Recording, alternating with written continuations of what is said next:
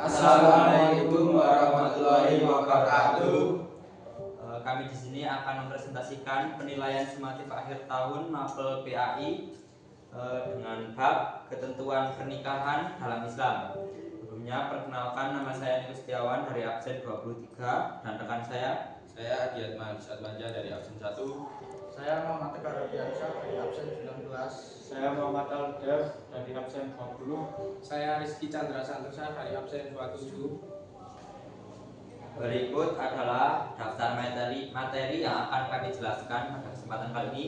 Yang pertama ada pengertian pernikahan, yang kedua dalil nakli tentang pernikahan, yang ketiga tujuan pernikahan, yang keempat hukum pernikahan, yang kelima memilih pasangan dalam pernikahan, yang keenam ketentuan pernikahan, yang ketujuh talak dan iddah, yang kedelapan rujuk, yang kesembilan pernikahan menurut Undang-Undang Nomor 1 Tahun 1974 dan Undang-Undang Nomor 16 Tahun 2019, dan yang terakhir hikmah pernikahan dalam Islam.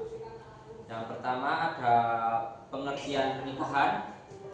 Pernikahan adalah ikatan lahir batin antara seorang pria dan seorang wanita dengan tujuan untuk membentuk keluarga atau rumah tangga yang bahagia dan kekal berdasarkan ketuhanan Yang Maha Esa. Imam Ahmad bin Umar Asy-Syadzili dalam kitab Al-Yaqut Al-Nasif mendefinisikan nikah secara bahasa berarti menggabungkan dan berkumpul. Dengan kata lain, pernikahan adalah ikatan lahir batin antara seorang pria dan seorang wanita untuk hidup bersama sebagai rumah tangga melalui akad menurut hukum syariat Islam yang mengakibatkan timbulnya hak dan kewajiban di antara masing-masing pihak. Yang kedua ada dalil nakli tentang pernikahan. Adapun dalil nakli tentang pernikahan dalam Quran surat Al-Rum surat 30 ayat 21 yang artinya dan di antara tanda-tanda kekuasaannya dia menciptakan istri-istri dari jenismu sendiri supaya kamu cenderung dan merasa tengkam padanya dan dijadikannya di antaramu rasa kasih dan sayang. Sesungguhnya pada yang demikian itu benar-benar terdapat tanda-tanda bagi kaum yang berpikir. Sedangkan Nabi Muhammad SAW tentang anjuran menikah bagi yang sudah mampu tercantum dalam kitab Al-Jami Al-Sahih juz 3 nomor 5066 disebutkan dalam hadis riwayat Al-Bukhari. Selanjutnya yaitu tujuan menikah. Tujuan menikah ada 5. Yang pertama untuk memperoleh kebahagiaan dan ketenangan hidup atau sakinah. 2. Untuk membina rasa cinta dan kasih sayang. 3. Untuk memenuhi kebutuhan biologis yang sah dan diridhoi Allah Subhanahu wa taala. 4. Melaksanakan perintah Allah Subhanahu wa taala dan Rasulnya bagaimana sabda beliau dalam kitab Sahih Muslim nomor 1401 disebutkan dalam hadis riwayat Muslim. Yang terakhir untuk memperoleh keturunan yang sah. Yang keempat ada hukum pernikahan. Hukum asal melakukan pernikahan adalah mubah atau dibolehkan. Hukum ini dapat berubah disebabkan pada keadaan tertentu. Berikut penjelasan terkait hukum menikah. Yang pertama ada sunnah, yang kedua wajib, yang ketiga mubah atau dibolehkan, yang keempat ada makruh, dan yang kelima ada haram.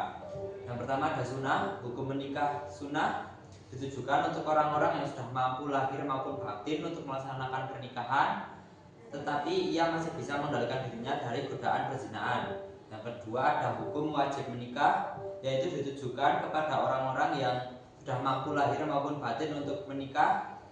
Apabila ia tidak segera melangsungkan pernikahan, ia khawatir dirinya akan terjerumus dalam perzinahan. Yang ketiga ada mubah atau dibolehkan. Hukum mubah dijatuhi kepada orang-orang apabila faktor-faktor yang melarang ataupun mengharuskannya menikah pada diri seorang tersebut tidak ada. Yang keempat ada makruh. Hukum makruh pada seseorang apabila sudah mempunyai keinginan atau hasrat tetapi ia hanya memiliki biaya bekal untuk menikah dan belum siap untuk menafkahinya. Dan yang terakhir ada haram. Hukum menikah menjadi haram apabila seseorang tersebut memiliki tujuan yang buruk seperti menyakiti perempuan ataupun niat-niat buruk yang lainnya. Selanjutnya yaitu memilih pasangan dalam pernikahan. Memilih pasangan dalam pernikahan Nabi Muhammad SAW memberikan tuntutan dalam memilih pasangan dalam pernikahan, yaitu dengan cara mempertimbangkan karena harta, keturunan, kecantikan atau ketampanannya, dan agama. Ini adalah tuntutan Nabi Muhammad SAW agar dari keempat pertimbangan tersebut agar memilih karena agamanya. Mengapa memilih agama? Karena dengan agama kebahagiaan yang sejati akan terwujud. Salah satunya ketika agamanya kuat, maka pasangan suami atau istri akan taat kepada Allah Subhanahu wa taala dan dapat memelihara dirinya. Selanjutnya yang keenam yaitu ketentuan pernikahan. Ketentuan pernikahan ada 6. Yang pertama rukun pernikahan, yang kedua orang yang tidak boleh dinikahi, yang ketiga pernikahan yang tidak sah, yang keempat hak dan kewajiban suami istri, yang kelima ada mahar atau mas kawin, dan yang terakhir resepsi pernikahan atau walimatul urs. Rukun pernikahan dan syarat pernikahan. Rukun ialah hal yang harus ada ketika pelaksanaan suatu perbuatan. Sedangkan syarat dalam fikih adalah hal yang harus terpenuhi sebelum melakukan suatu perbuatan tertentu. Rukun menikah ada 5, yaitu calon suami, calon istri, wali, 2 orang saksi, dan sigot atau ijab dan kabul. Syarat-syaratnya, syarat-syarat calon suami yaitu calon suami harus benar laki-laki, calon suami bukanlah orang yang haram dinikahi bagi calon istri, calon suami tidak terpaksa, calon suami jelas identitasnya, calon suami tidak sedang melakukan ihram. Syarat-syarat calon istri harus benar-benar perempuan, calon istri bukanlah orang yang haram dinikahi bagi calon suami, calon istri jelas identitasnya, calon istri sedang tidak melakukan ihram atau dalam masa iddah. Syarat-syarat wali yaitu Islam, balik, berakal, merdeka, laki-laki, adil. Sedangkan perempuan yang tidak memiliki wali maka walinya adalah pemimpin di daerahnya. Syarat-syarat 2 orang saksi yaitu Islam, balik, berakal, merdeka, laki-laki, dan adil. Untuk yang terakhir syarat-syarat sigot atau ijab dan kabul. Ijab dan kabul dilaksanakan dalam keadaan bersambung, tidak ditambahkan dengan jangka waktu tertentu. Lafalnya jelas. Ijab dan kabul menggunakan kalimat nikah, tajwid atau turunannya yang sama maknanya. Ijab dan kabul tidak harus menggunakan bahasa Arab, bisa menggunakan bahasa lain. Dan selanjutnya yaitu ada orang yang tidak boleh nikahi, mahram.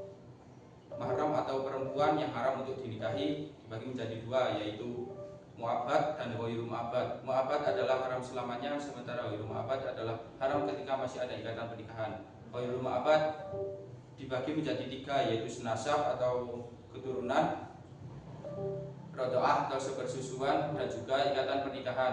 Untuk ghairu mu'abbad yaitu ada 1 dinikahi keduanya. Untuk yang selanjutnya ada pernikahan yang tidak sah, ada pernikahan mut'ah atau pernikahan yang dibatasi dengan jangka waktu tertentu, baik sebentar ataupun lama. Kemudian ada pernikahan sighar atau pernikahan dengan menggunakan persyaratan harta tanpa pemberian mahar. Kemudian ada pernikahan mahalil, menikahi seorang wanita yang telah dicerai 3 kali oleh suaminya untuk diceraikan lagi agar bisa dinikahi kembali oleh suaminya yang pertama, dan itu perintah langsung dari suaminya yang pertama. Kemudian selanjutnya ada pernikahan orang yang sedang ihram, pernikahan dalam masa iddah, pernikahan tanpa wali, pernikahan dengan wanita musyrik, dan yang terakhir ada menikahi mahram. Baik itu mahram selamanya, mahram karena pernikahan, ataupun mahram karena sepersusuan. Kemudian selanjutnya ada hak dan kewajiban suami istri. Kewajiban suami pada istri yaitu memberikan tempat tinggal yang layak, sebagaimana kemampuan suami memberikan nafkah kepada istri, bagaimana kemampuan suami berinteraksi dengan istri secara ma'ruf atau baik, penuh kasih sayang, menjadi pemimpin keluarga, melindungi, merawat, memelihara, ikut serta menyelesaikan tugas sehari-hari. Sementara kewajiban istri kepada suami yaitu patuh dan taat kepada suami sesuai dengan ajaran agama Islam, memelihara dan menjaga kehormatan sebagai seorang istri dan harta yang dimiliki oleh suami, menyelesaikan tugas-tugas sesuai dengan fungsinya. Kemudian yang terakhir ada menjaga, merawat, dan mendidik anak, terutama pada pendidikan agama. Untuk selanjutnya ada mahar atau mas kawin. Mahar atau mas kawin atau sering disebut dengan nihlal atau sodhok ini wajib ketika ada pernikahan. Harta ataupun apapun itu yang diberikan oleh laki-laki maka akan menjadi hak milik perempuan.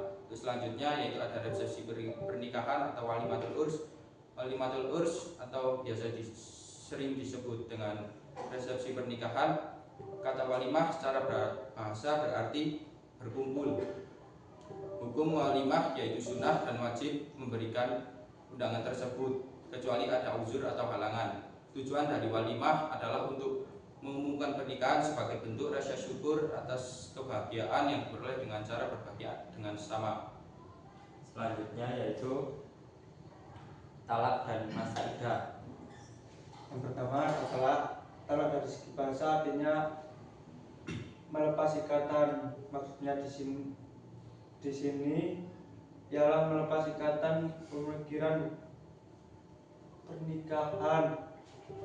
Hukum melakukan talak ialah makruh sebagai hadis Rasulullah Muhammad SAW pada hadis riwayat Abu Daud.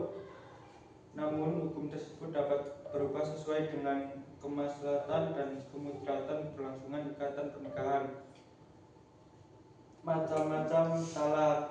Yang pertama ada talak dari segi kalimat yang digunakan, talak dari segi sesuai atau tidak dengan syariat, talak dari segi boleh atau tidaknya rujuk.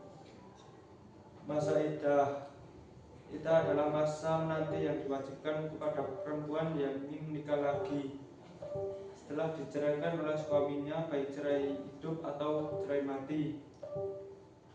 Di antara tujuan untuk diketahui kandungannya bersih atau tidak. Menurut sebagai ulama, masa iddah juga bertujuan sebagai masa perenungan dan introspeksi diri. Imam Al-Syafi'i menjelaskan salah satu hikmah dari masa iddah adalah sebagai penghormatan atas hubungan pernikahan yang pernah dijalani sebelumnya. Selanjutnya yaitu rujuk. Kata rujuk dalam bahasa Arab disebut dengan roj'ah, artinya kembali. Suami yang rujuk dengan istrinya berarti ia kembali pada istrinya. Sedangkan secara istilah sebagaimana dalam kitab Mughni Al-Mutaj, rujuk adalah mengembalikan istri yang masih dalam masa iddah. Talak roj'i bukan bakni. Dengan kata lain, rujuk hanya dapat dilakukan pada saat istri dijatuhkan talak roj'i bukan bain, dan selama pada masa iddah. Syarat dan rukun rujuk. Syarat rujuk sama dengan waktu menikah, yaitu balik, berakal atas kehendak sendiri, dan bukan seorang murtad. Rukun rujuk sebagaimana ditulis oleh Syaikh Abi Zakaria Yahya bin Syaraf Al-Nawawi Al-Dimashqi dalam kitab Ra'udatul Tholibin ada 4. 1. Ada perceraian atau talak. 2. Orang rajuk atau suami. 3. Sigot, yakni ucapan yang digunakan untuk rujuk. 4. Orang yang akan dirujuk atau istri. Selanjutnya yaitu pernikahan menurut Undang-Undang Nomor 1 Tahun 1974 dan Undang-Undang Nomor 16 Tahun 2019. Pemerintah Indonesia yang mengatur tentang perkawinan tercantum dalam Undang-Undang Nomor 1 Tahun 1974 dijelaskan bahwa pernikahan ialah untuk membentuk keluarga ataupun rumah tangga yang bahagia dan kekal berdasarkan ketuhanan Yang Maha Esa. Dalam Undang-Undang Nomor 1 Tahun 1974 juga dijelaskan bahwa pencatatan pernikahan yang sah menurut agama dan negara hanya dapat dilakukan oleh PPN atau petugas pencatat nikah di daerahnya masing-masing.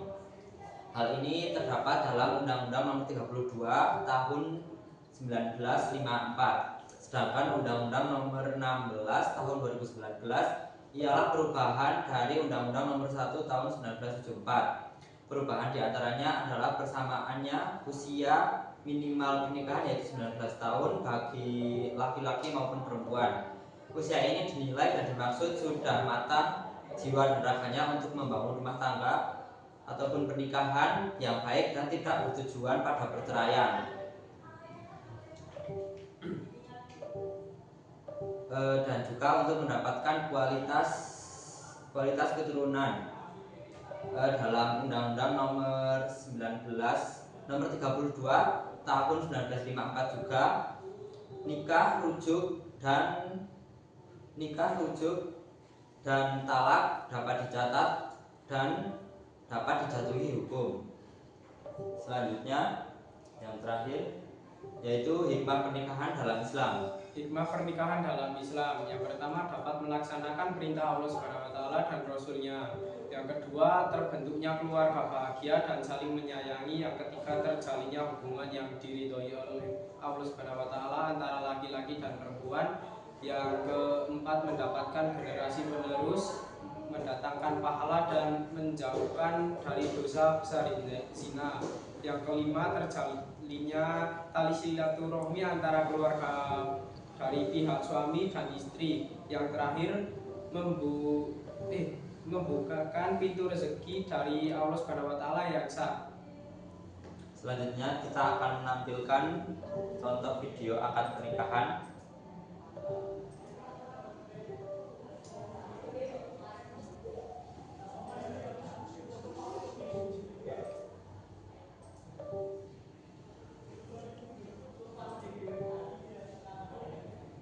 Ya akhi, Inasanin makintin angkah juga Wazawas juga Mahtu batana Dewi Etnawati Binta Bapak Ilanto Mauliyata Aduha Wakili Fiha Terhatu Bin Mahdini Lindani Rupiah Halan Mana kasih Al-Fatihah. Terlihat dalam video tersebut akad pernikahan terjadi dengan sangat hikmat. Di situ terdapat 2 mempelai pengantin, 2 saksi laki-laki, 1 wali nikah, dan kedua ayah dari mempelai pengantin. Dalam video tersebut akad nikah menggunakan bahasa Arab.